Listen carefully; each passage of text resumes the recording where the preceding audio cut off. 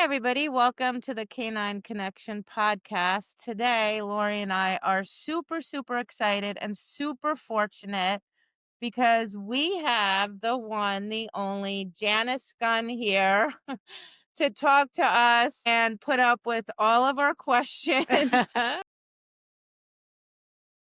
Janice has been doing this for a really long time. She's very young. Don't be fooled. She's just been doing this for a very long time.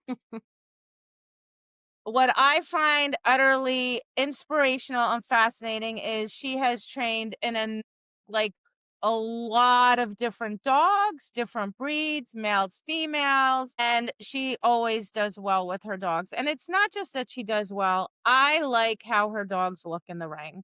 I really do. I always have. I've always been drawn to that. Janice is incredibly generous. She puts out tons of free YouTube videos, which I have probably watched all of them more than once over all the years of my dog training. She has some online classes and well, in the old days, I think it was like a DVD or something. So that goes to show how old I am.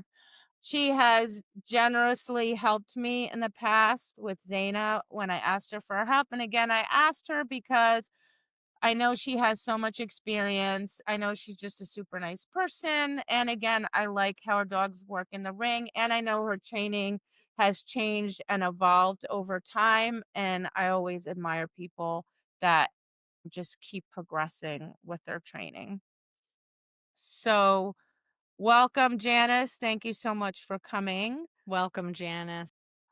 Well, thank you very much So for that incredible introduction. I hope I can live up to that. it's all true. It's all true. It is all true.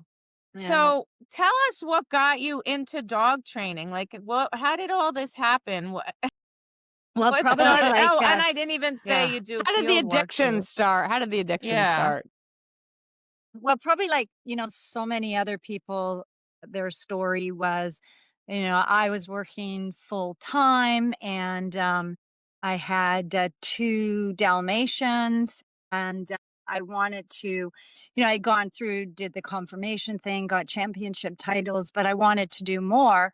And so I started obedience training. And mainly because when I was working, I would come home and my dogs have been at home all day and they're like, you're not sitting down. Like you don't get a chance to do that. Right. We've been resting all day. Now it's our time. So that's sort of what really kept me going. I always had a love and an interest. I used to go around the neighborhood and I literally, like, I knocked on doors, I borrowed dogs, I borrowed cats if I had to, my if I was desperate. Wow. That's so But cool. I was, literally just dog walking, can I take your dog for a walk? And then a couple of family members got dogs. And so that's when I started entering them in like tricks competitions and, just sort of 4-H kind of, but it was competition based, right? So I was being drawn into that area. And then I started, getting, going to the community classes. And that's literally where it was a gymnasium and school gymnasium. And there was like 30 of us. And we were all going around, healing in a circle. And we'd have a In a choke chain. circle. Yeah. And a 6-foot lead and 6-foot leather lead. And that was the criteria. Like there was no food, there was no toys, there was, nothing except for, sort of it's punishment type based training because you pop the dog's rear if they don't sit and, da da da. So that's how I started. That's what was available. And I was, quite young then. And well, quite young. Okay, 14, I think it was. That's And young. That's yes, today Wow. that yeah, seems Wow. that's really, really really young. young. But that's when I started. My Not just first, today. That's really young. yeah. So Well, funny. my first title on a dog was at 14 years old. So I'd actually started Wow. like way younger than that, training the neighbors' dogs. And so, yeah, I had one instructor who was, again, the gymnasium type, where I was doing those classes. And she had gotten a CD on her Boston Terrier. and she could see that I had a real interest in dogs. So, and wanting to take that extra step. So she did her best to sort of mentor me in that direction. And then from there, I just sort of started to evolve out of, that the training was sort of starting to, the years went by and the training was improving, and the Dalmatians, I had 4 Dalmatians in total. And Wow. so that, that covered a time frame. And I had Dalmatians because What I made you chose that. pick why Dalmatians?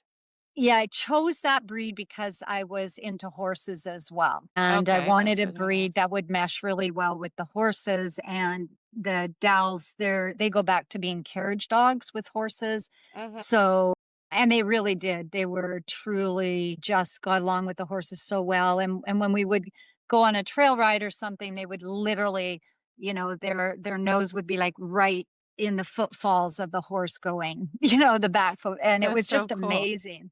Yeah, it was amazing how close they want it to be. So that's how I ended up in that breed. And then how I got out of that breed, I wanted to do more. And with the Dalmatians, I got tracking titles, CKC, AKC.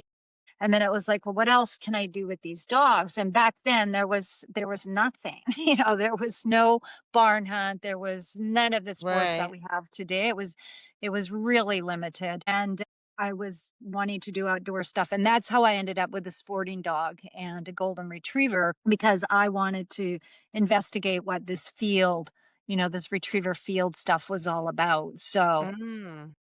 after the Dows, after I wrapped up with that, then I got my first golden from Sue Mayborn, Shoreland, and got her. And she was just an absolute gem.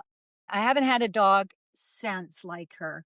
She was an Really? absolute gem. I was so blessed, because every dog since that has been really had challenges, Mhm. and she didn't have that many challenges. She was just a really nice dog. So she really helped me to evolve as a successful trainer. And even when I had my Dals, the breeder of one of my Dalmatians, I was over at her house one day and she handed me this VHS tape, and it was Anne Marie Silverton. And so I watched that. And that was where, some of you have seen Janine working her Afghan hound, the Mhm. incredible healing and all that. And I saw that. And that was the first time I'd ever seen that type of healing. And I was just like, I have to do that. Like that, this is what I want, And there was nobody in my area that did anything even remotely close to that. So I got hold of Anne Marie, I phoned her up and she accepted me to, come to California. And I ended up on her doorstep with my Dalmatian with a 6-foot lead and a choke collar.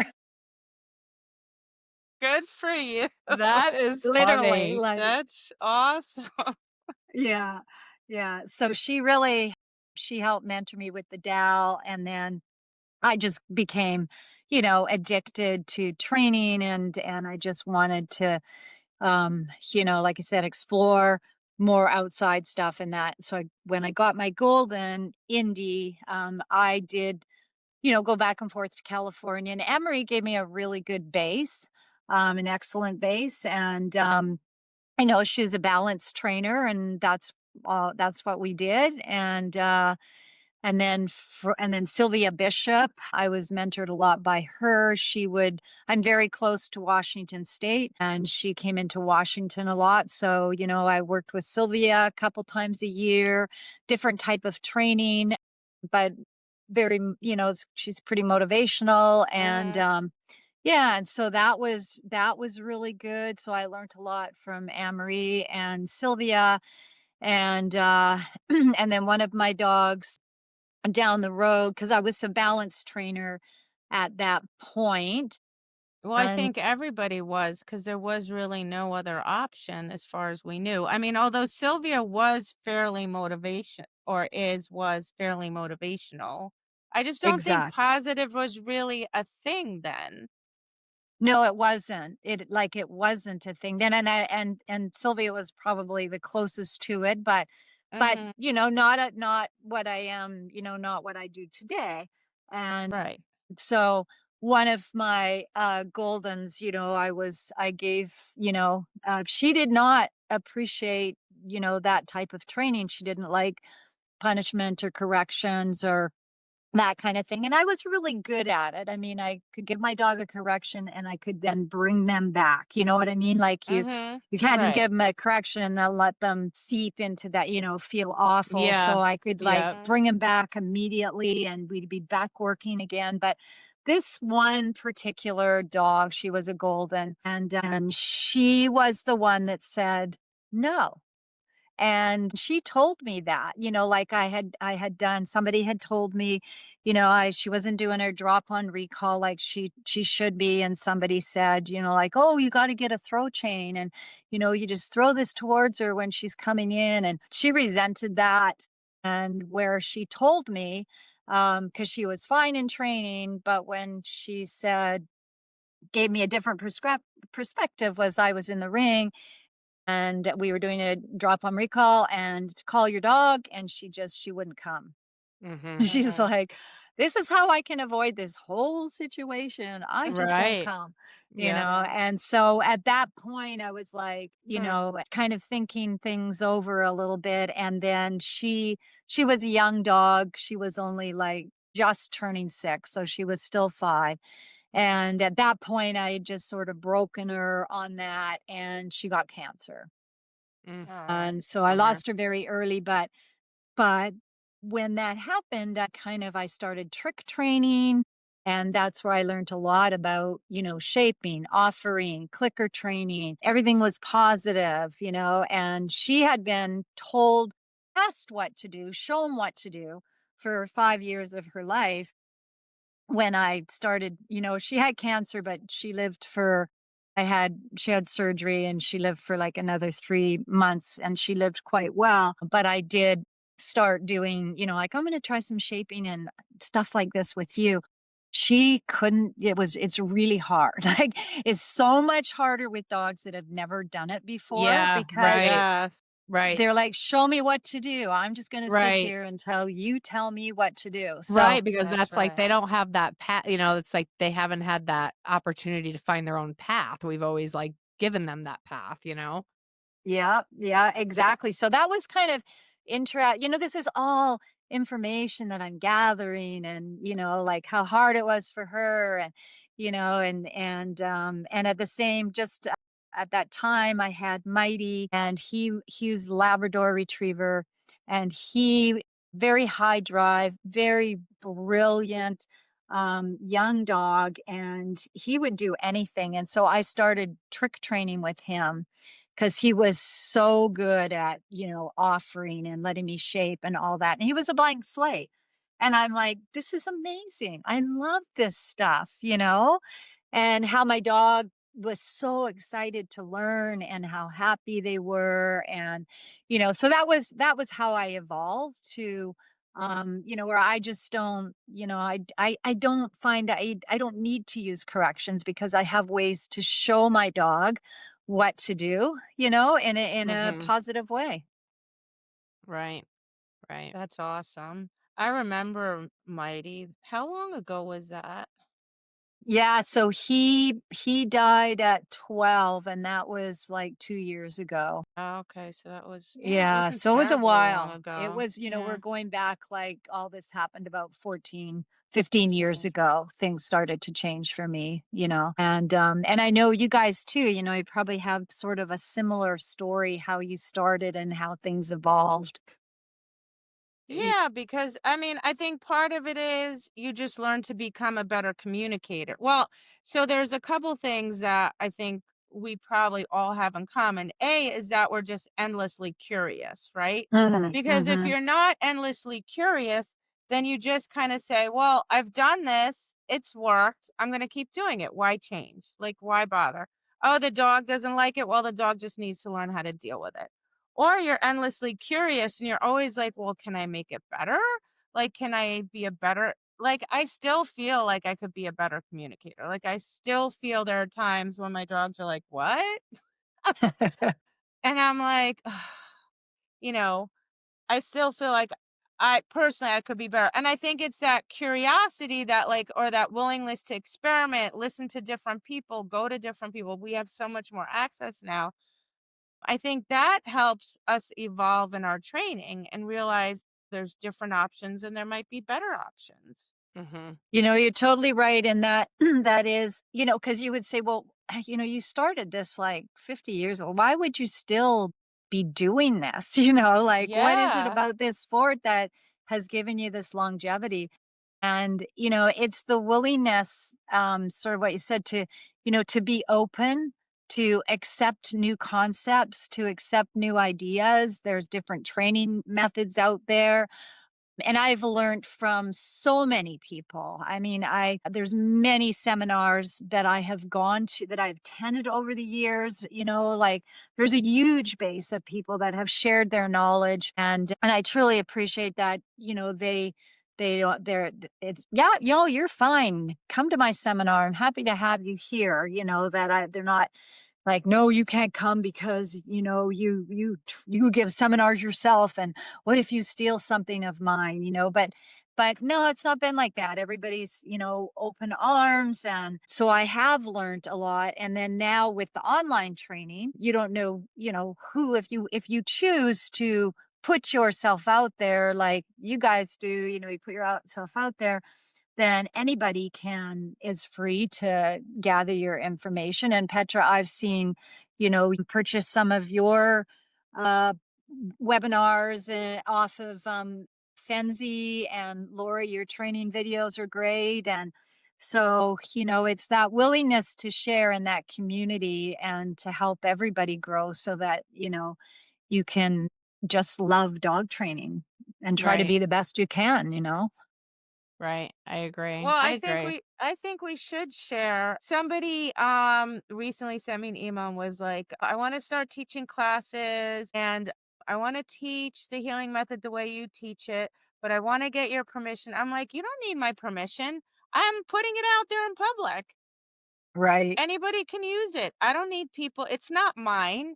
Once I put it out there, it's out there for anybody to use. If I wanted to hoard it for myself, but I mean, what's kind of the like I remember, I don't know, I can't remember how many years ago it was. I was training my dog and I'm like, I have amassed so much information and not nearly as much as you because I have not been in it that nearly as long. And I'm like, what am I going to do with all this information? Just use it on my dogs and then die? Like, what's the point? Like, why did I like learn so many things and like experiment and do all this stuff? Like, what's the point? Like, Right. Right. so the online thing, gives me so anyway, I just enjoy sharing it.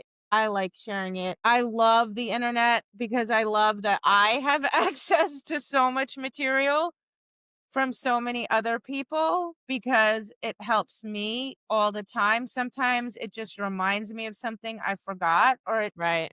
it's a little tweak on something like do it like twist it that way a little bit. I'm like, "Oh, that's clever." Right, right, You new know? ideas, like, I'm always looking I for the love fresh that. all the fresh ideas, because it can get like, we all get stuck, and, I just think it is an enormous amount of material out there, and I think that if we can all share it and better our training for the benefit of our dogs, then why not, right? Yeah, no, exactly. And one of the things that was kind of interesting that I could apply some of these things in my training was when one of my dogs was injured, and then I had to get serious about rehab and canine fitness training, and that training has evolved like so much. Like there's so many Mm, things that you can do. Some of the behaviors were very complex, and I'm like, wow, like two side legs going and two staying still. And I mean, it just goes on and on and on. And so I started getting involved in that. And I found, a lot of neat little things from there that I could pull into my competition obedience training. So that, just another way to, this is fun. And it actually, a lot of that training is is shaping and getting the dog to offer and stuff. And so the dogs go crazy over it. And it just helped to enhance my skills in another direction too. Cause I don't do tricks as much anymore. It's just a time factor, you know? And Mhm. I do tricks for obedience, but I don't get involved, you know, into what I used to do. So, but now it's involved in a different way, which is the canine fitness stuff. So, lots of really cool things. You know, that one of the things sidestepping. So I have this board. Is like, sort of a plank, and it's, say, I don't know what it is, 4 inches wide, 2 by 4 type thing, and it's 6 feet long, and, you know, and I can have the dogs go do their sidestepping, and the front feet are on the front of the board, and we go all the way down 6 feet, Yeah, come yeah. back the other Mhm. way, and then I'll pull the front feet off, and I'll put the back feet on, you know, and move them back and forth that way. So yeah, some of this stuff is not easy to teach, and that's what I really like is the challenge, and that's kinda what keeps us going too. Yeah, same, same. Yeah, so you said because, everyone always thinks, this is my favorite thing that people think about us, that it's easy. All our dogs are easy. We win all the time and it's just easy and it's never hard and we never struggle and our dogs are never give us challenges. Is that really true, Janice? So not true. So not true. And it's like and even within the same breed, you know? So Right, I can right. have I've had Dalmatians and Labradors, like multi, 4 Dalmatians, multi Labradors, multi Goldens, and even within the same breed, not one of them has been remotely close to the other, you know? Like you'd Mhm. think they were all different breeds, because they're personality traits, their learning traits, like everything is so entirely different. Mhm. So again, it's like training a new dog is starting something again that is going to keep you going because it's like all those cool things you get to do with them. But no, the challenges are, oh my gosh, there's so many, like there's going to be with some of them, there's been the environmental, Mhm. issues and Mhm. people had a yellow lab, but he had to go through this people issue and so you're constantly solving these problems and that really helps to make you, like a better seminar presenter or teacher because it's like, oh, I've dealt with that, like, oh, I've You've dipped your toes in all those things. yeah, or I can sympathize with you because I've had to deal with that, and da da da. But yeah, they've all been totally different and just, like um I've listened to some of your podcasts, well, both your podcasts where you've talked to Petra, you talked about your differences in your Labradors, even they're entirely sounds like the same. They're different from one is so Mhm. different from the other So different. and when you talk about Zaina, I see a lot of resemblances in my young female Labrador Chime. She's just a year old, and she's kind of reminds me in little pieces of Zaina where you're like, if she doesn't like it, she's just going to start to argue, or hurry up. That She's going to this tell you, woman you better get on with it, and that's her, like to a T. And then Zesty, reminds me a lot when you speak of him of Catch, like he's oh my gosh, he's so soft. He's like maybe Zesty's probably got more bottom, but Catch is really very, very sensitive, very, very soft. And he's been a difficult, challenging dog to train because he doesn't have a lot of confidence in himself. And I've Mhm. just found, he did have some physical issues, so I couldn't do a lot of dry building with him when he was younger. But, he doesn't have I don't know what it is, I don't know what to call it, he doesn't always have the best work ethic, like, he doesn't put in the best himself forward, the best of Mhm. himself forward, and so I've just had to, like I was working with an IPG trainer, and she's like, you just have to like don't have any rules for this dog. Like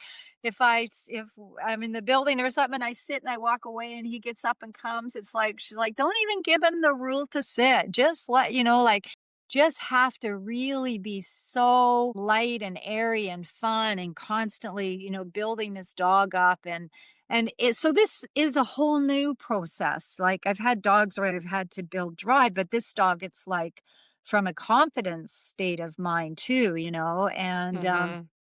so now I'm learning like a whole bunch of more stuff on how to, bring the best out of this dog. So I've kind of got him to that point where he's really giddy about training now. He thinks it's fun and he's goofy and he's being silly and so where you kind of have to put them where they're like over the edge and they're making, mistakes, right? But they're effort mistakes. They're not from lack of effort. And so, once I get him into a state of mind where I can keep him there for numerous training sessions, then I can bring back the precision and all the other stuff that goes with it. Right. We were talking because my Zeal was so sensitive, like, and terrified of everything under the planet, terrified of inanimate objects. I couldn't use the clicker because it scared him, and he was a train wreck. So anyway, handling wise, now this is not me, okay?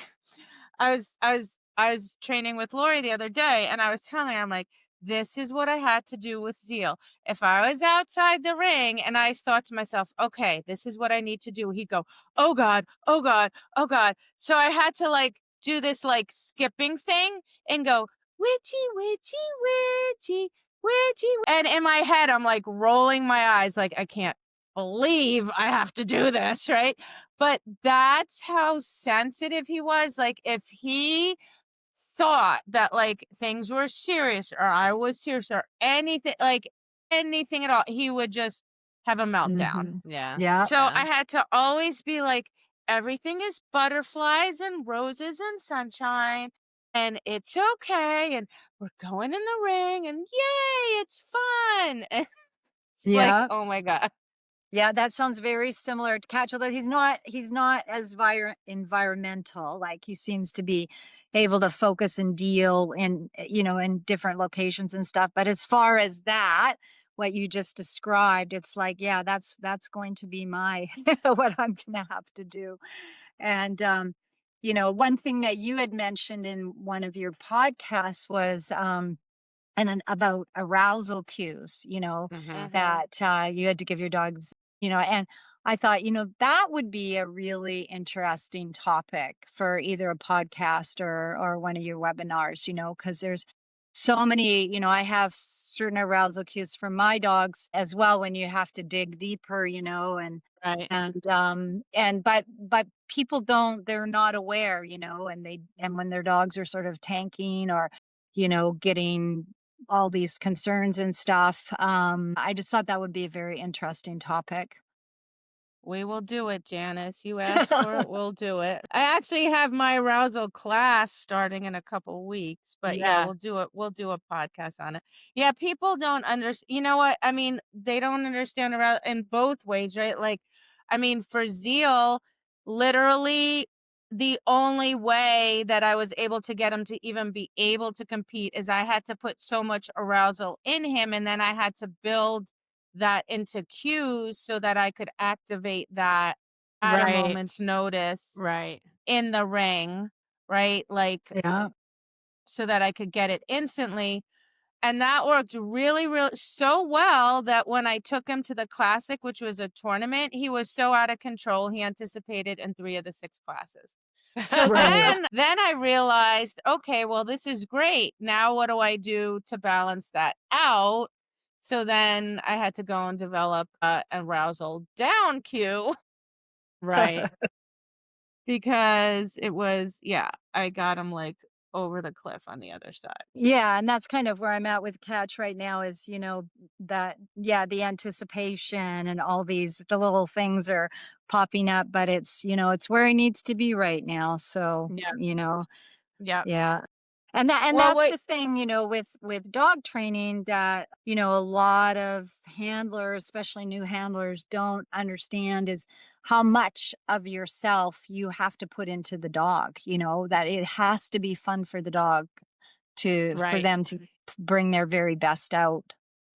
Right. Yeah, and you also Absolutely. spoke, which I think is super important, which Lori and I have talked about this, is effort mistakes, right? Because people get very caught up in that was wrong. And Mhm. so therefore I must say to the dog that's not right. And I'll have students like they'll be like, "Oh my God, he anticipated and it's all like everything's broken now." I'm like, "No, it's not. The dog's trying. The dog's saying, 'Hey, check it out. I know what comes next. Look, I'm doing it.'" I'm like, I love when my dog does that. Right. Mhm. Yeah, Right. yeah, exactly. Because they're trying and showing they wanna do it. So, yeah, lot of Yes. learning the ropes. Yeah, so I think if the dogs are putting in effort, we have to recognize that sometimes and just, be okay with that and not always be so worried about. The actual mistake. Yeah. Yeah.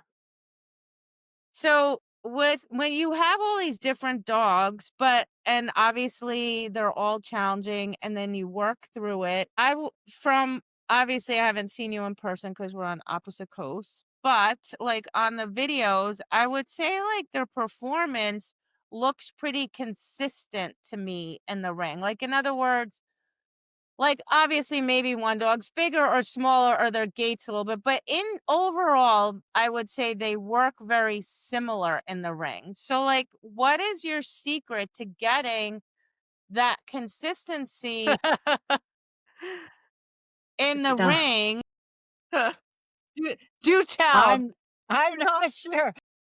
Well, one thing that I think is so cute, is when I watch my dogs, and I always get comments on this, and this has been the last number of dogs, and it's just their tails don't stop. Yeah. It's really Yeah. Mhm. cute. Like even like my Labrador Remy, that tail just constantly, and every dog since past him, has been the same. Like and it's I think when it's just always wagging, on fronts, on finishes, on healing, on everything they do, and when I see, a tail set that's carried low and sort of the ears are pinned a little bit, it just kind of showing me that the dog's not, enjoying it. So that at least when I watch my dog on video, because I don't see all the tail wagging going When you're on yeah. all the Uh, time, and but when I watch that on video, it brings me joy because it tells me that they're enjoying their training, and a lot of so where that would come from then would be in the training process, and so, using positive reinforcement. Um, I like to use toys for reinforcement as well. Remote reinforcement is another fun way, because people are like, well, I got to get them off the food. I got to get them off the toys, and that is kind of a fine art, but I think a lot of it happens when you're training. So if I were, there's seeking like numerous seminars, pretty much every seminar, people will ask, well, how do I get my dog off food? And I'm like, well, first off, you have to be a clean trainer. And this is where, and I said, you'll see as the weekend goes, I'm going to, make point of things that you're doing that are keeping you in that where your dog is not going to be able to come off the food as easily. Right. And, it will be things like reinforcing the dog for no reason. Mhm. yep. Mhm. Seeing that just because he's cute and he's sitting there or whatever, but reinforcement coming when they haven't done anything. Grab a sip here. Another one, here's a classic. Let's say we're doing motivational recalls and the handler walks away, turns around, digs it into their pocket, puts a piece of food Yeah. in their mouth. Right. And now we're going to do the recall. Well, how come in the ring he does it different than in training? And so, a lot of it comes down to, being aware of these things that Mhm. that you're doing because it just inhibits, moving the dog forward. I'm so Some happy you said that because I always talk about ring picture, and then I think I just have to name it something different because then people get this thing in their head that that it's not fun. They're like, "Well, if it's formal, it's not fun." I'm like, "No, no, no, no. I can still do the game. I just look exactly like I'm going to look in the ring. I mark, there's a pause, then I can do whatever I want. I can move, I exact can run, I can throw, I can toy, I can, you know, Yeah, and the clarity when you said you can mark. So, marker training, like I went to I don't know how many 5 or 6 clicker expos, and I, advanced marker training, speakers, and I learned a lot about marker training and why that's important. And, a lot of people don't appreciate it and the things that you can do with it, You can end the behavior on, a terminal marker, and it could be the dog spits out the dumbbell, comes running to you because yeah, you marked the turn. right. And they're like, "Oh my god, you can't do that." And I thought that too, before I when I saw my first seminar with a marker trainer, I'm like, I would never do that. You can't let the dog Yeah. spit the dumbbell out like that." Or how about my favorite is when I say, as soon as they pick up the article, mark, and then they're like, and then they drop the article and everybody freaks out. Yeah. Yeah. Right. Yeah. Yeah, so those are the things that, just these are just a few things scratching the surface that, like the marker training, obviously that's fun. I can have my dog run out on a go out and go drive all the way to the back extension and then just mark that. And that's Mhm. the terminal marker, and the dog can come flying back to me. So Right. I'm just trying to build a fast go, and I'm not worried about the turn and sit. And then it's like, well, then my dog won't turn and sit, and then if I call him back to me, then he's not gonna start taking the jumps anymore, and so but I think that's part of just, people have to learn, right? They don't Yeah. know, and that's where we Exactly. come in, right? Like, we're trying to educate that these are some of the things that you can do with your training so you get your dog to enjoy the process. Right. Right. Yeah, that's a really good point. Yeah, and because and that I think that's too that I know for me personally, that's a big part of the reason why I put things out, even if I, just free videos like that, I just throw on Facebook or something, because for sure obedience. I'm not saying it's the only sport. There are other sports, but it's still the bulk of it is steeped very much in the old training methods to this Right. It is. day. You know, Totally is. it's just steeped, and I'll get people and they'll be like, "Well, but 5 people told me, you know, that if I do that, it's not going to work." Or I have students that I'm like, "This is how they understand the method," but then they go to class and then everybody, then they're, like, self-conscious because, like, or the instructors or other people are, "Well, why are you doing like that? You're gonna ruin your dog," you know? So, it is very Yeah, challenging, it's tough, but yeah, because there's that pressure. yeah, but I feel like if we just keep putting it out there, sooner or Yeah, later, the tide's yeah, gonna I turn. think people are, and they wanna learn and try the stuff, and, Yeah, I agree. I agree. that's how you get to where we are, is trying it out, and seeing how it works with your dog. Right. Different methods and different ways of doing it. Definitely. Do you One train thing by for me yourself a lot? Oh, sorry, go by ahead. myself. Follow that thought. Well, I was just gonna say, so one thing for me that is it's a blessing, but it also it's a kind of a unique situation is that my dogs do like upper level field trial work as well. Uh-huh. And so that, when my when spring and late spring and summer hit, you know, my focus has totally pretty much switched over to doing field stuff. And then now, September's coming and things are starting to I like the fall show season, and in winter training and stuff because I don't like being out in the field when it's pouring rain and training dogs. But, there are certain challenges, that come with that too.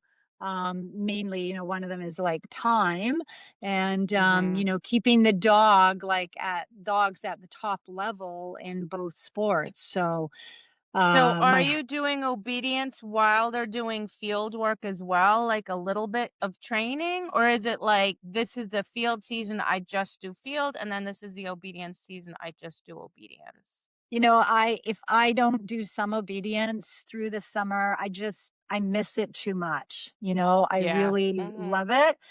And I'm like, today I'm obedience training. So I do intermix it. My husband, I met him 'cause he's a field trial trainer. And so he's won a national, he's got tons of experience and he's a very good trainer. He's got lots of field trial champion titles on our dogs. We train them together. He's like, nope, it's not just me. You're coming to the steering wheel and you're doing this, and doesn't let me shy away when things get tough. He's like, no, you got to do it too. Come on, and he's very generous. We had, one dog, Stanley, well, numerous dogs, but I was running. We had TNT Stanley Steamer and TNT's Explosion. So Stanley and Boomer, and then our Labrador, yellow Labrador. And these were three, like highly competitive field trial dogs and highly competitive obedience dogs, trial dogs as well. And so I was training, the three of them and probably a fourth one on the side and much younger then. But we would, go south in the winter and, we'd do the field training and stuff. And we'd come back and I'd start obedience training again.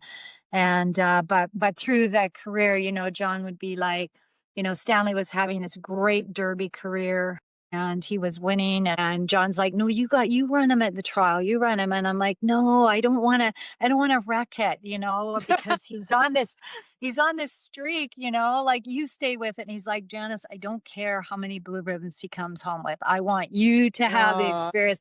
And I'll never forget that when he said that. So I'm like, okay. And guess what? Stanley started winning for me too. Good. Good He for was just a you. really, really nice dog. Like he was a Canadian AKC Och dog, Wow. a field trial champ, an FC, AFC, and AKC and and CKC, and the Gee. master yeah, hunter all by the yeah. time he was 5 years old. Jesus.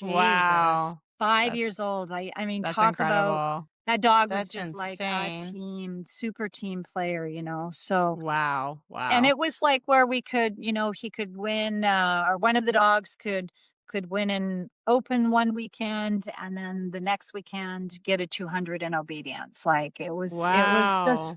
amazing, Phenomenal. so that they Mhm. could cross over like that too, Yeah. Right, right, right, right. So do you and but your husband you guys have like your like separate dogs? Like you have your dogs now and he has his no. dogs? No, we've never done that, because if we're not going south or something, like, he takes the winter off and, we're both getting older and he not training every day and stuff. So if he had his own dog, it probably would be doing nothing a lot of the time. Yep, So yep. even back then, like if you're a good trainer, sometimes you don't have to train as often, or you have a Right. plan and you know what you want to do when you're doing these training sessions. And so we Mhm. always shared the dogs that way. Okay. So Okay. yeah, so but there've never been any really huge challenges to that, except for maybe for me going to the field because he's much more traditional and demanding and I'm like the cookie trainer, and so they take him a little bit more seriously at these very difficult tasks. But then no, they work for me, and it's kind of a nice break for them as well, just to get out and do something different, Mhm. and it keeps me fresh. And then I like them just to be dogs too. Like, I hear Yeah, about goes yep, hiking with your dogs, like if I can get it to a beach, or like we're doing all that stuff, because yep. that's one of the reasons I get so much joy just watching them run on Be their own and dogs. having Yeah, fun. Yeah, and be dogs. agreed. Yeah, because I you think know, they need that. They need that balance, you know? I think with the amount of training that we do and, at the level that they're doing it, they definitely need to just be dogs, and I need it too. Like, I just need to be out with them, it's yes. so important. Yeah. Yeah, we needed to. Like, I remember hearing when I first got into obedience, there was a trainer out there, and, like a number of days before the trial, the dog would go live with somebody else. And then before that, and then when they were at home, they were always in some kind of a kennel, like not a crate necessarily, but a Mhm. dog kennel, and there no enjoyment is allowed in their life. It's just you have to the only enjoyment that you're gonna have is when you're out training Yeah, like, you only come out to train. Yep. Yep. and all that kind of stuff, and I'm just like, I don't wanna do that, I don't Mm-mm. have a Same. dog that I wanna be separated from. Right. Right. Oh my god, my dogs sleep on my bed. They're like every I Yeah. take 'em when I get my oil changed. I'm like, "I'm taking a dog with me." Yeah, exactly. And Yeah, that's what one thing that people want to know, like they'll ask us sometimes, I'm like, what is a daily thing, for your dogs? And it's like, well, they're house dogs, and Right. they're yeah. spoiled. And I don't know about you guys, but when I show and I travel and I'm at a hotel, my dogs are in the room with me. Yeah. Yeah. 100%. Yep. And people always like, a lot of times so I'm so like, I feel like if I'm at a show all day, like when we do like a regional, it's like a 3-day show, right? It's long days. They're in the crate all day. Mhm. I get to the room, like, a lot of times they'll be like, "Oh, come to dinner." I'm like, "No, Yeah. I just eat in the room with my dogs because, like, Right. I don't wanna have to put them in the crate or in the car." Like, I just want them to be able to hang out and relax. Stretch, I yeah. wanna take them for a little walk. I want them to be able to stretch, like yeah, so, no, my dogs, they even when I did field work, they were always in the room with me. They sleep on the bed with me. Yeah, yeah, me Yeah, too, and they're that's how pets. that's how I want to live with my dogs. John is, he's was like, "Oh, I don't know, like when we're traveling and at a field trial or something, and we've got a truck, they've got their crates in the truck, and then we've got a trailer," and he's like, "I don't know." But now he's soft now. Don't let him hear that. But he's much softer, and, and they all come in and they sleep in the trailer at night with us, and it's like, Right. and they go out and perform just the same Just Just as way as if well. they fine. Yeah. didn't I do it, know. like I Yeah. personally don't see the difference, but there's that mindset, like if you're too nice to the dog, they won't work for you kind of thing. But that's old. I think that's old school. I I think think if that's you it's an old school, and you know what? I mean, for field world, like, a lot of dogs are on pro trucks. They don't Right. live in houses, they live in kennels, they're on the trucks. When they go to trials, they sleep in the trucks. Like, Yeah. that's that's the world. Like, that's what they do. That's, that accepted. That's just how it is. I mean, I never did that. I always, Tyler was in the room with me, and I right. agree. I don't think it adversely affected his performance in any way, any of my dog's performance in any way, shape, or form. Yeah. Yeah, if they love it, if the dog really enjoys it, because there was one, I remember this one fellow, we were at this national for field, and every night, he would take the dog in the room with him, which was like so, and, we're going back 15 years or something, but, that was so not what anybody would do, Yeah. but that's what he was doing. He won the national. Mhm. And the dog just he loved what he was doing, and he went out and he did his job, and with our dogs, I think maybe when it's more punishment based and there's not as much in it for them, but, with the way we train, it's like there's a lot of enjoyment in the training, so, you don't have to segregate yourself away from them so that, it's gonna be something that is different when they actually get to see you. I don't know, just the way I kinda my No, way I I think about don't. it. I mean, well, my dogs have always been my pets first. Like, if I get a dog and it tomorrow, like if I got a puppy and I had it 6 months and something happened and it could never work, it would just be my pet dog. Like they're pets. That's what they are. First and foremost, they are my pets. They're my companions. They're my hiking buddies. They hang out with me. They're just with me all the time. The work is what I like to do with them, and they enjoy it, and it's something we do, and I feel like it builds a really, really strong relationship Mhm. with them. But that, and yes, I get dogs knowing that this is what I wanna do with them, but first and foremost, they are my pets. Yeah. Period, end of the story. Yeah. And I think a lot of people are gonna wanna hear that, that it's not something that, because that is the majority of people out there. That's what they do with their dogs when they're doing Right. Right. obedience, and Yeah, that's and I what they mean, wanna I do. had I had Zayden, he couldn't do obedience, like, he wasn't wired right, like, he had a bunch of issues, and so, whatever, I was like, "Okay, he can't do obedience, whatever." He loved agility, I hated agility, hated it. Mm. I did it because he loved it. I was like, "Oh, this is what soccer parents feel like." Like, you're doing it because the kid likes it, right? So, he loved it, I did it, I just found it incredibly frustrating as from a handler perspective, but, um, and Not good I at it.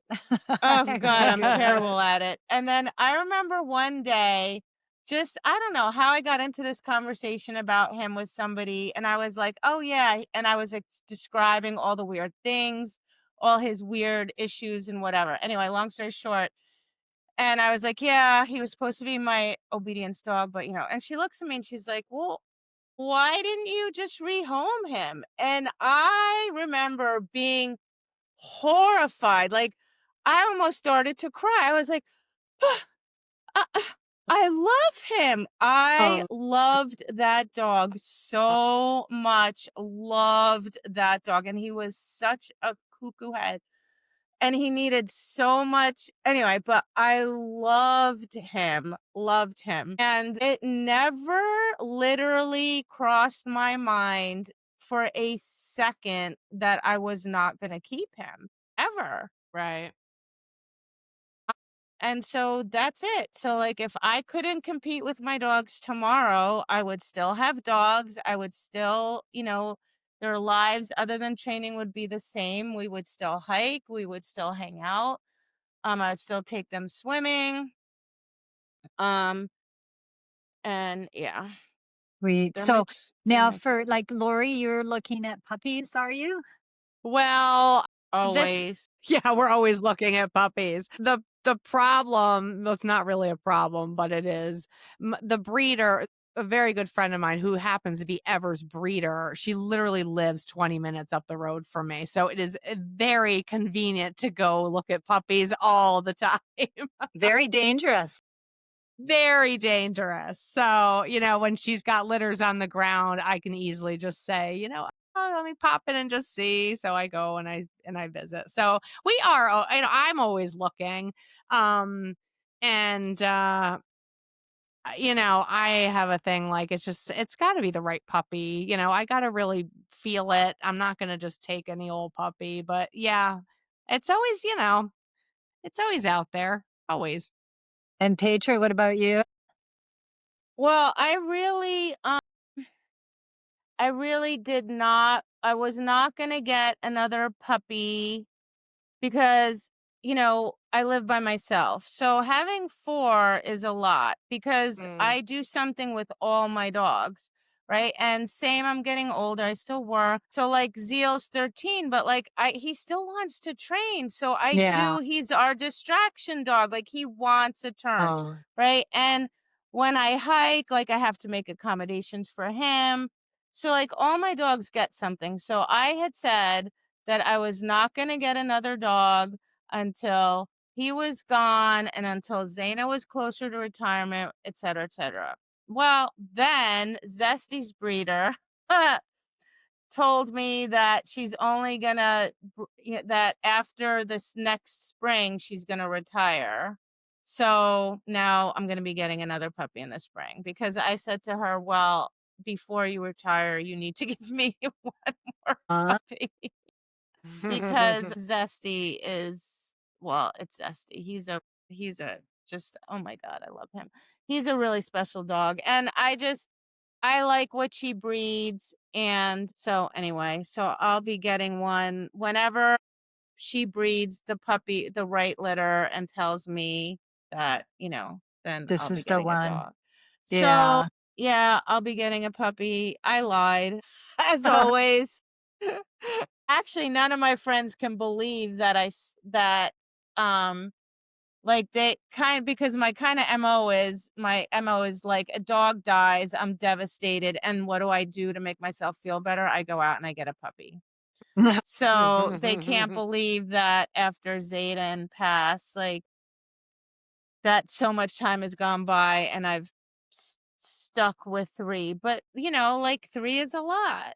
Well, And and it's two, 3 is just comfortable too because you can take 3 places, and once you yeah, get four into is that hard. 4th, it's way more difficult to do. Really hard. Right. Yeah. Yeah, and 2 of them are actively competing, so it's also expensive, Yeah. like, the entry fees for, like, a regional for 2 dogs, just the entry fee, it's a lot of money, and it's a lot of time, like, to train them.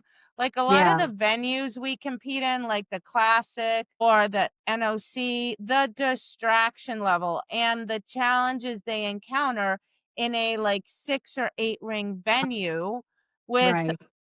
an announcer and like chaos, like it's completely different than a trial. Like you Mhm. must really truly prepare your dog so that it's fair to the dog, right? Right. Like you have to train very specifically for that, and you have to do that for like a number of months, like quite a lot of time.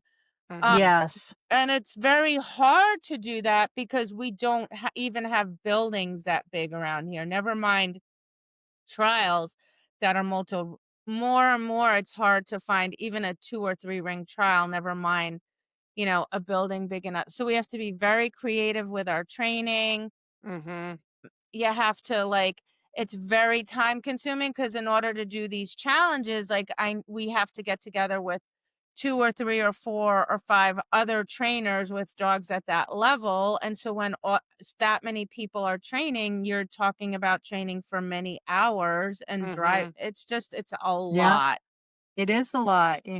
So I have 2 dogs doing that and I have Zeal. So really, I do not want a need. Do I want a puppy? I Yeah. always want a puppy. Do But I need, I love training puppies.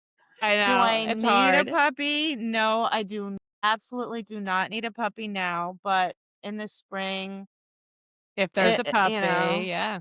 Yeah. Yeah, then yeah. yeah, take the opportunity. Well, Lori, I'm very impressed with you, like, because you're always posting you're at this park and then you're at that park and then you're here and there. And I'm like, oh, I feel so like I just haven't had the time. But now that fall's here, it's like I gotta get back out there because that's what I gotta do too. I gotta haul my equipment out to the local Yeah. parks and I do like get to the Home Depot and Cabalas and all these places to train. Like these things are important to be up at the storefronts. Yeah. I invite friends, we'll have training because not many matches, or sometimes if they are out there, I'm not available. And like Petra, you just said you've got to get 4 or 5 people together. Right. And there's a couple of defunct horse arenas that have turned into dog training places, and so we can get out of my building, right? Like Mhm. that doesn't do everybody else any good either. They have to get out different places and rent these buildings for a couple hours and just get together and do different stuff. And that is another thing if people are wanting to know why there's dog show struggles is because you're not doing that. And it is important that the dogs have this exposure because the ring is hard, you know, Yeah. and there's a lot going on and a lot of different noises. So the dogs really need to generalize all their behaviors in all these different locations. And yeah, obedience, competition obedience is probably one of the more challenging, well, it is a very challenging sport because if you want a competitive dog, you literally have to do these things. And Right.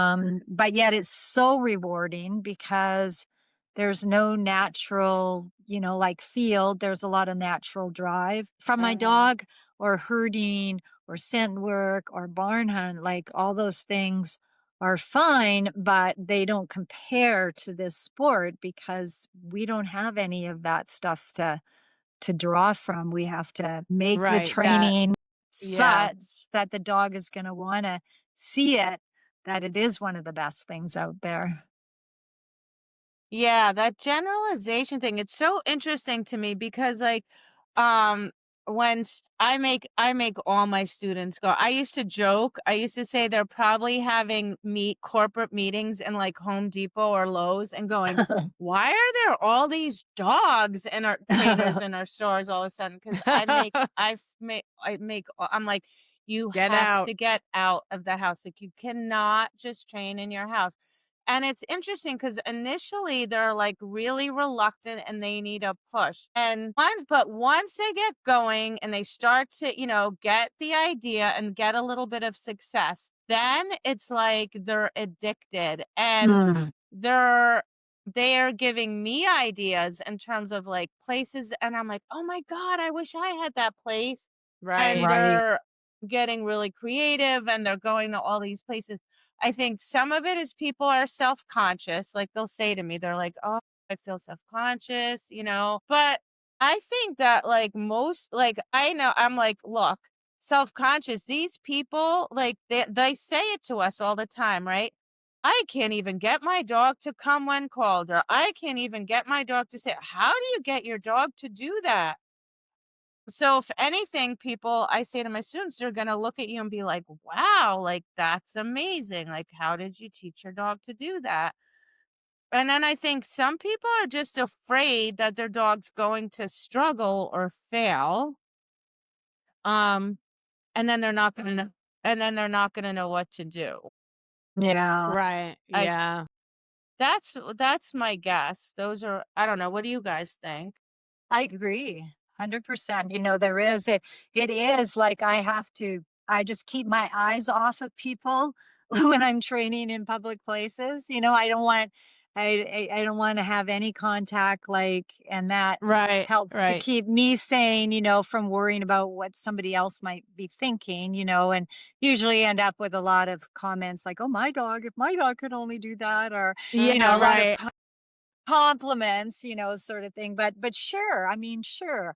I can be self-conscious too when I'm out there, but I Yeah. Yeah. remember being at one seminar and whoever it was they said, to be a dog trainer, you got to put on your actor's hat, Exactly. and Exactly. let those inhibitions go because that your dog needs you. Yeah. Yeah. And I tell my students a lot. I go, this is where, you can get all your practice in, because when you do go to the dog show, you do feel nervous. You do Mm-hmm. feel your confidence goes Right. down. So this is the time. So go practice out in Home Depot. Go practice, go, in a park or in a parking lot and let people stop and watch you because that's when you really have to hone in on those skills of I need to focus on my dog. I can't worry about what these people are thinking, right? So that I always tell them those are great Perfect. opportunities to practice all of that. And Yeah, I that's a see that. I'm super, like, super good point, that you're saying that because it would give that sort of, like when you compete, I get excited, I get nervous, like if that ever went away, like people, at the show, they're like, must be nothing for you. And it's like, no, like Right. I mhm. got butterflies going on. Like if that ever went away, then I'd wonder what I was doing there, because Right. but being out at these places, like you just said, Laurie, that it does inhibits, like it could give off those same vibes that the dog Right. feels at the show. And the dogs need to be able to, like, who is this other person, Mhm. and not be afraid of that. Right, right. And I actually like I will sometimes I'll surprise my students when they come to a class and I'll just be like, today we're gonna go one at a time in the ring and you're gonna go do two of these, we're just string these two behaviors together and I'm gonna play judge and everyone's gonna have a turn and everyone's gonna watch. And all of a sudden, like the whole vibe in the room changes and now, like, the first person will go and they'll come out and I'll go, "So how did you feel?" "Nervous." And I'm Good. like, Yes. "That's perfect then Mhm. because we're gonna do this quite often so you can start practicing how to manage that so that you can handle it better at a trial." So, I think Yeah. it's important. Yeah. Yeah. And they struggle with attention, right? Mhm. They're like, "Oh, I was so distracted," or all this stuff was going on. I'm like, "Well, imagine how your dog feels." So I'm like, "A, this is great practice for you to work on your focus around distractions, because same thing, that's what's gonna happen at a trial or Mhm. when you're in the ring, right? And it's gonna give you a much better appreciation for how hard the work is that we're asking our dogs to do, because we're asking them to basically not be dogs, right? Like, ignore motion, ignore sound, ignore smell, and do this task that, like, makes absolutely no sense. Right. Right. What is a front? Like, it is the most insane thing, Yeah. right? Yeah. Who came up with this anyway? I don't Right. even know. It's so crazy. And so do that kooky thing and ignore, that McDonald's is over there and people are walking by and, the carts are rattling. And so yeah, I think it gives people a really good appreciation on it's beneficial for them on so many levels, and then as well obviously for the dog, because you cannot just train your dog at home or in your local training building and then put it in a trial and expect it to be able to work. Right. That's not fair. Right. Right. Years ago at one of the largest dog shows, it's kind of, we don't really, it's not the largest dog show in Canada anymore, but it used to be. It was about 10 years ago. And I remember one of my friends put out a recorder and they just hit the play button. And then at the next time we got together training, played it. And it was like, my gosh, like, I mean, I was there. I had no idea how much noise there Yeah. was, Right. Yeah. loudspeakers going off, dogs barking, people talking, people clapping. And it was intense and it was a lot, but yet when I was there, I didn't process it, which just seemed normal, to me, but I'm not the dog. So when I heard the recording, I was like, wow, I wasn't even aware Wow. how Yeah. bad that was. Well, I Right. think if we've been doing it for a while, we just kind of, okay, we train for it. We're really good at tuning it out because we're really good at staying focused and staying connected with our dogs. And I think sometimes we forget, right? Because I had kind of a similar experience many years ago with my friend who has never been to a dog show in her life. Like, she knows I go because she watches my dog when I go away. That's about it. And it was similar situation. She's like, "Let me see a video." And so I showed her and it starts playing and she's like, "Oh my god, it's really loud. Oh my god, there's so much going on." And I was Mhm. like, "Yeah, you're right. I forgot." Well, I think it's underappreciated too. When Yes. I went to Westminster this year and it My was my god. first time The ever zoo. going. It was, yeah, people are like, "Oh, it's going to be really loud and crazy." And it was like it was any I had not expected it to be that loud and crazy. And I remember I went up to the top of the ring to watch a couple of runs and it happened to be the end where they were sending the dogs to the go out and the dog would be sent out and the handler would call the sit. And even from the top of the ring, like I could barely even hear the handler calling that Wow. sit. and I'm like, these poor dogs, like they try, they're trying so hard to like filter out all of these outside environmental stimulus. It's like competing factors all the time for them It that were, is. It is. and I remember just standing there and I closed my eyes for a second and just Mm. listened, and I was like, holy moly, like that is just insane. Like these dogs are just, they're just so incredible, and we asked them to do it and they just try their hearts out for us. It's Well, crazy. Peter, you had a situation that was sort of like that at when you went to Crufts.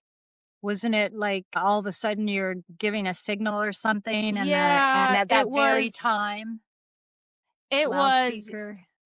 yeah, well, Crufts is like, there's nothing, that I've ever experienced that's that big or that huge in terms of literally size and commotion.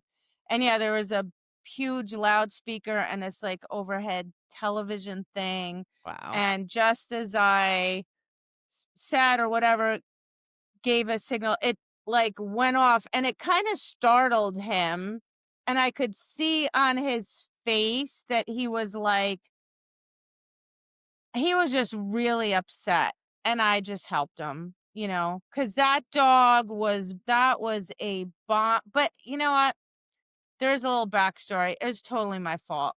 So he was such a rock solid dog. This dog was rock solid. And he was just a once in a lifetime. He's a miracle animal, Yeah. really. Like, the longer I trained, the more I realized, like, because I knew nothing and God help this poor animal. So anyway, and I knew it, so I had 100% faith in him.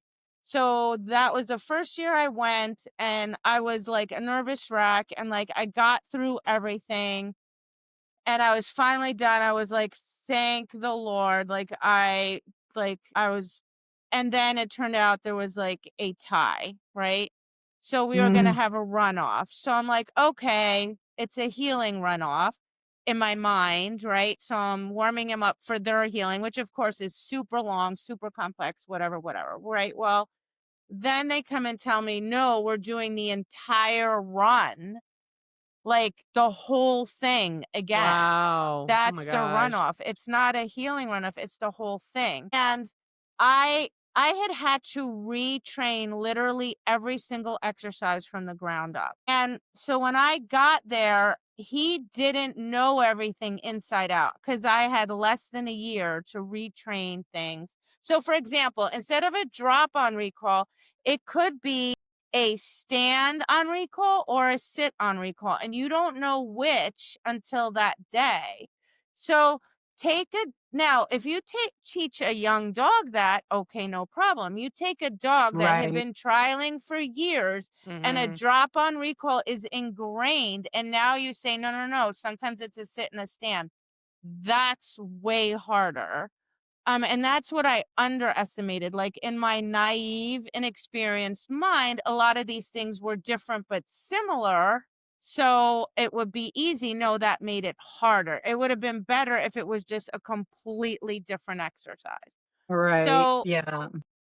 I felt like he wasn't completely solid on everything.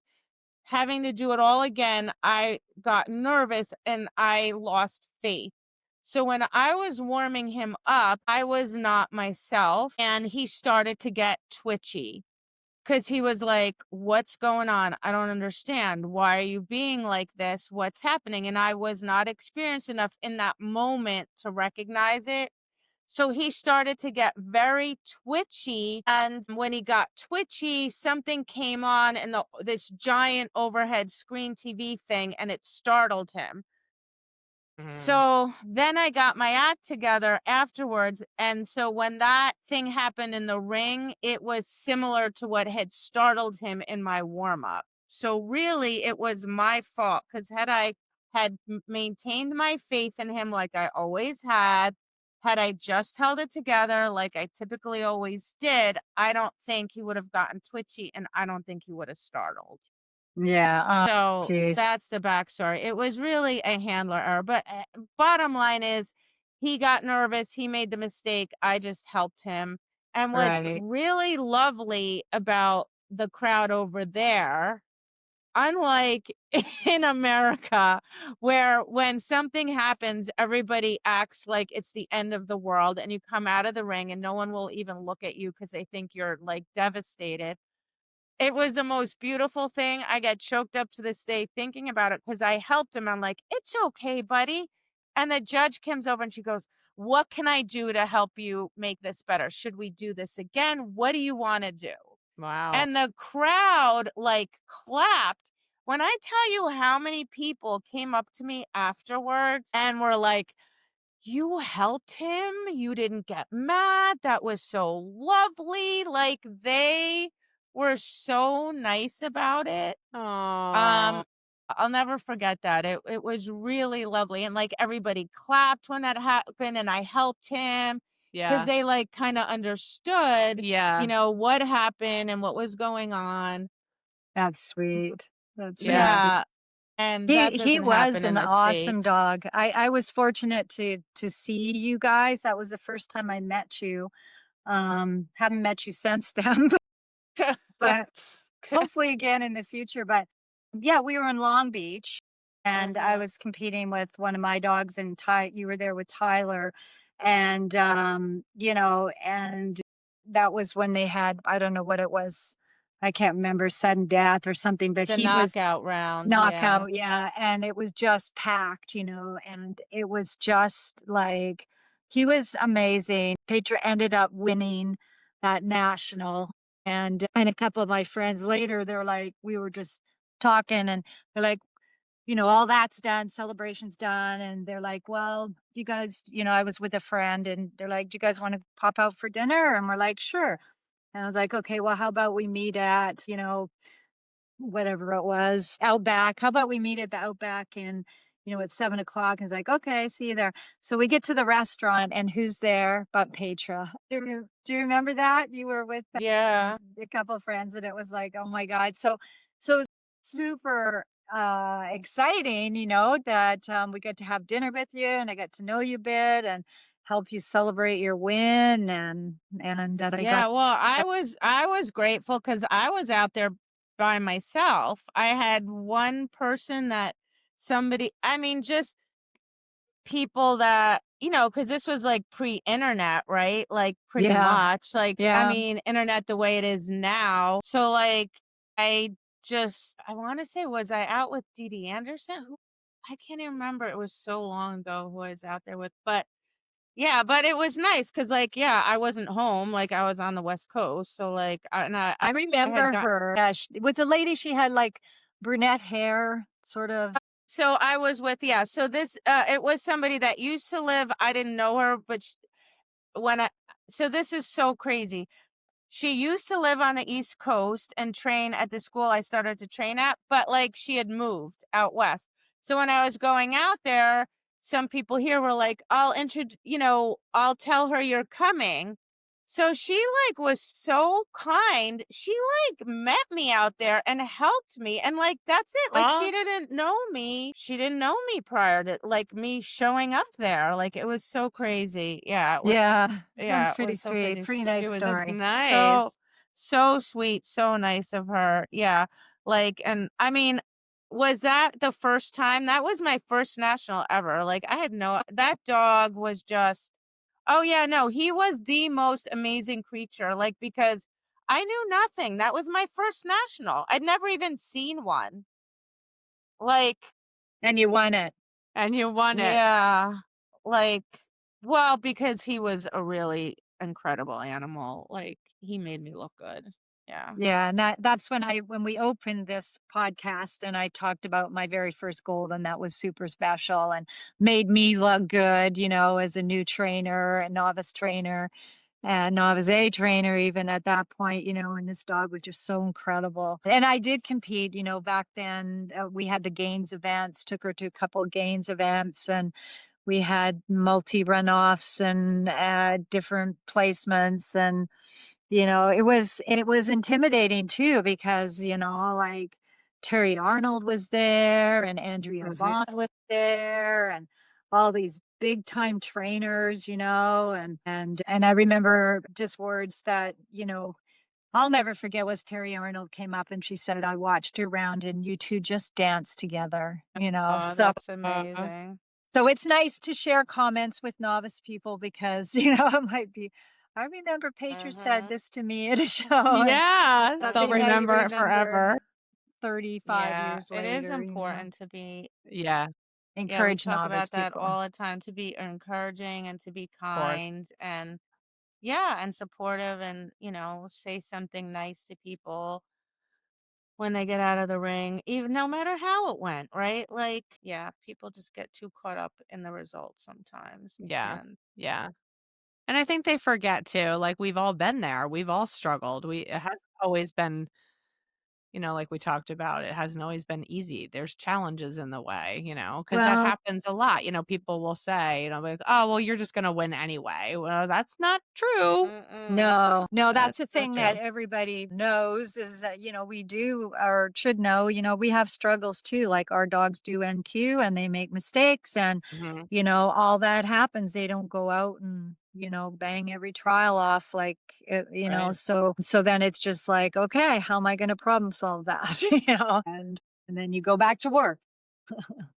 yeah, and I think that's part of it, right? I feel like if it was really so easy and they just did like win every time and it was easy, like I would be bored by now. I'd be doing something else. Like I know myself, like 300%, I'd be like, all right, like I need another challenge.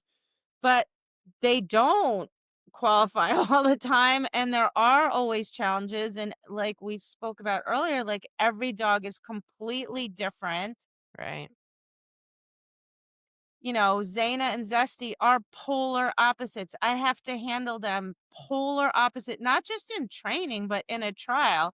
It's like the craziest thing ever. It's like I have to be completely one way with her and the polar opposite with him, Yeah. and the fact that it is challenging and same, like my dog has a problem, even if my dog qualifies, but I don't like the way they worked or something bothered me about it, I'm in the car driving home and I'm already like going into Yeah, detective mode. yeah. Like, okay, why did that happen? How can Right. I fix All the that? way home.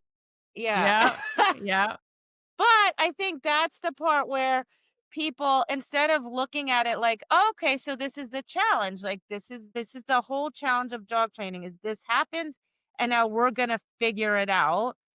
They just kind of throw their hands up in the air like, "Oh God, end of the world, blah blah blah." And I'm like, "Just it's just dog training. Just figure it out." right. Yeah. So Janice, who do you have currently, like, who are you currently training and trialing your dogs? I have 7, and he is a CKC, AKC Arch dog, and he is a golden retriever. He is 6 years old, and John is running him in, just started running him in field trials and training him in that regards. He is master hunter and stuff I've done with him. So I've got Nice. him, and then I have Catch, who has, he has some physical limitations. So I'm just Mhm. hoping that they don't bother him throughout his career. He had some biceps injuries when he was younger, and he has underlying mild elbow dysplasia. So he's a Mhm. little, I teach him like he's a little fragile, but he's he's my sort of middle child, where I have to solve all my problems, all his problems. And he's, talked about him earlier in the Yeah, segment. And, yeah. but I'm hoping that he will, stay sound and that we can have, get out there and get trialing. He's got his novice career, or his novice title. I put up a video of him Yeah, he looked healing. great. Oh, he's so cute. He's just He's so cute. so cute. Oh my gosh, he was so bouncy, I loved it. Yeah, and we were, it was a little early. I could have waited longer, but that's if he will carry that kind of attitude going forward, Mhm. that's all Mhm. that Mhm. matters. Yep. Is that to Right. me, I don't care if, like I know I was getting hit on, certain things just because they were, to me they were super cute, but it Right, was Mhm. right, right. maybe you shouldn't, but that's, he's young, he's just a Mhm. young dog and he's having Yeah. fun Yeah, and you and wanna foster that. You wanna foster Yeah. that so that later, it's gonna get harder and, you're yeah, and gonna it will for him, so right, so I right. was really, really happy with that. And I don't novice isn't my favorite class just because there's so much healing in it. And when I like to title in both countries, so I've got, at least 3 rounds AKC, 3 rounds CKC. So Mm. now we've got at least 6 or 7 under our belt. And a lot of healing continuously. It's like, okay, let's get into something more exciting, Right, dumbbell throw or something. So right. I'm just glad that that's done with, and now I can focus on just, building him up and Yeah. getting him into the higher classes. And then I have Chime, she's my Labrador female. She is a year old and she's super, super cute. I like her a lot. She is super cute. She is a tiny tot, like she's very small. Yeah, I don't know if I've seen another female, so, like, but she's mighty. She's a real what she makes up in size, she's like my little pocket rocket, and It's so fun. she's so yeah. much fun. Going from a golden to the Labrador, I've been around Labradors for so many years, and there's certain Labrador traits, and it's like, there they are. She's a Yep, Labrador, yep. and I completely, and it just she's very different, and she's highly business oriented. It's like you can give her the treat or you can have a play, but then she's like, "Come on, next exercise. Come on, let's go, let's Mhm. go, let's go." Mhm. Like she's always pushing me to keep going, and it's like, "Well, don't you need a bit of a break? Don't you need to play? Don't you need to do?" And she's like, "Let's go." It's really Who's fun. she out of?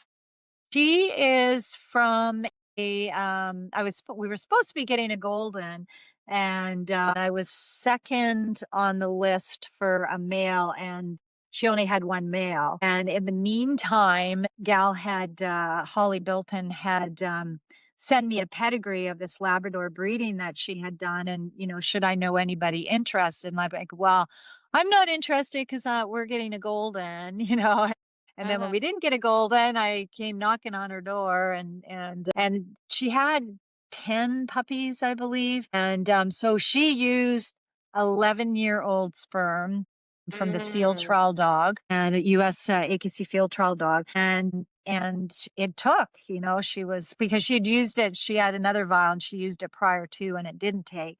And this one did take. And it was, in Alberta, so we're in British Columbia, so it was like we were going for field trials there right at that same time when she was 7 weeks old, so we got to go test the litter and pick the puppy, and, all that was really nice to be able to do. And yeah, she's really cute. I'm quite enjoying her, and she's really showing lots of promise in the field, although Nice. she's very tiny. You see these big males out there, and Yeah. I mean, it might affect her at some point that she can't see over certain cover or, whatever, Mhm. but she's all heart and she just powers through whatever you put in front of her. And That's that's That's cool. 3. exciting. That's 3, and that's plenty. Yeah, right. Because 'cause you're Mhm. training them all full time. It's a lot. It's a It lot. is. It is. Yeah. Yes. And there's only so much Janice to go around, so Well, and because you still have your school too, right? yeah, I'm really super busy with my business. So we built the business from, dog training facility and kennel from the ground up. And that was in 1998. So a number of years ago. And, in the beginning, it was like I was having to run the business and build the business. And now it's come down to where the business is kind of running me. So it kind of, it's every time I go away or whatever, it's always comes with me. And so Yeah. it's like a 24/7 sort of thing, and just a lot of other stuff that I do. So yeah, it's good though. I think if I wasn't busy, I'd be finding things to make myself busy. So it's just, Right, right. Same. my personality. It's sort of who I am. Yeah, you like to do stuff, be on the go. Same. Lori and I Yeah. talk about that all the time. We're like Yeah. always like running around like complete nuts, but it's like by choice to a certain Right. extent. And it's Right. like if I don't have enough to do, I always tell people are like, yeah, right. I'm like, I swear to God, if I wasn't really busy, I would just weigh like 500 pounds and sit on the couch and watch TV. Right. Right. I need a lot so that I'm like, okay, gotta go, gotta go, gotta go. Yeah. Yeah. So I can't be lazy. I know. No, I know. And that's the thing, I hear as our friends get older and stuff, it's like, "Oh, this will be my last dog," and then that was like the last dog ago and, Yeah, then right. they're 2 dogs now they're ago. getting another one and it's like, it's even if you don't go to the same extent that you were doing Mhm. before. They get you out in the morning, They first thing in the do. morning, last thing at night, 300%. in between, so I think from that respect, I think I would always want to have, a dog in my life for sure. Yeah, same. Well, and like it gives people mental stimulation, like Yeah. training, Mhm. because you have to think and you have to be on the ball, and it gives them a social outlet, right? And it keeps you driving and it keeps you physically like you have to pack up your stuff, you have to unpack your Right. stuff, you have to walk the dog. So, like, yeah, even if I didn't do it to this level, which at some point I won't, obviously, but I would still be doing something with my dogs. I mean, it's the same it's a funny thing you said about cutting back, right? So, last year I got a truck. I'm like, "I'm gonna get the one that's a little bit smaller because I'm only, then Zeal's gonna go." I told you the whole dog shirt. Well, guess what I'm picking up tomorrow afternoon? My bigger truck because I need Got one? My yeah. god. Because, I love it. Zeal's like needs a bigger crate and I'm getting a puppy. I'm going to all these trials and I have to pack all this stuff and I have to put jumps in the car. And so I'm like, yeah, so much for I was like, oh yeah, I'm gonna be cutting back. Yeah, Mhm. right. Mhm. Maybe someday, but not yet. Not yet. My Not dog. yet. Yeah. Yeah, not Not yet. yet. That's what I keep Not not yet. yet. Not ready Not yet. yet. We're still Well, trucking along. that's right, and it's fulfilling. It fulfills us. Yeah, Yeah. we love it. So any final words, Janice? We took up so much of your time. We appreciate it so Yeah, much. thank you so That much. was fun. I know, I'm thinking to myself, we should just, like, have a night once in a while and we each have a glass Yes! of wine and Totally. I would love We we just love get to talk together and dogs. talk, that because would be that's what it so felt like fun. anyways, just, Good. having a Good. chat with the girls. Yep. That's our goal. Yeah, thanks very Thank you much for so Alright. inviting much. me. It was a lot of fun. And, yeah, Yeah. I I'm hoping to always meet you in love. person one day, like, that's Yes, and my that. goal. We gotta Yes. we We'll gotta try to make see And that if we can happen. make that work. thank you for spreading the word. Thank you for being so generous and putting so much Yeah. information out there Yeah, Janice, for and sure. just spreading the word about, that you can train and have fun, that it should be fun, that the dog should be having fun, and that it is possible to do that and it's possible to do it at a high level. Yeah. Right. Um, yeah, It is. we appreciate that. So thank Awesome. you. Thank you, Thank you for Thank Janice, so sharing your much. story. We appreciate you. Thank you so much. Okay. Happy All right, training. bye. Happy training. Bye, everybody.